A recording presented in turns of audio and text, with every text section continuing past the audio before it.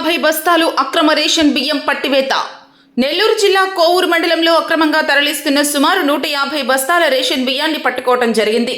ఈ రేషన్ బియ్యం తరలింపు విషయమై సివిల్ సప్లై డిటి బాలకోటమ్మ మాట్లాడుతూ, ఈ రేషన్ బియ్యం అనంతసాగరం నుండి కోవూరు చెర్లోపాలెం రహదారిలో ఉన్న చరణ్ రైస్ మిల్లుకు తరలిస్తూ పట్టుబట్టడం జరిగిందని, పట్టుబడిన రేషన్ బియ్యపు వాహనాన్ని కోవూరు ఎస్ఐ రంగనాథ్ గౌడ్, వారి సిబ్బంది మరియు సివిల్ సప్లై అధికారులు పోలీస్ స్టేషన్ కి తరలించి తదుపరి చర్యలు తీసుకుంటామని తెలిపారు.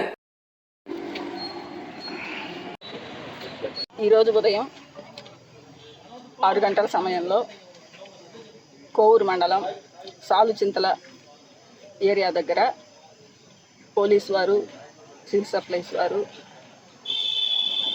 ఆపరేషన్ నిర్వహించడం జరిగింది.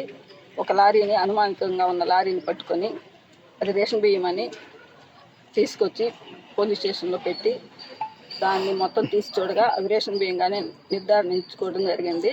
కాబట్టి దాన్ని 6A కేసు పెట్టి ఆ బియ్యం లారీని ప్లస్ సీజ్ చేసి ఆ లారీ గోడంలోకి రైస్ని తరలించడం జరుగుతుంది. తదుపరి చర్యలు తీసుకోవడం జరుగుతుంది.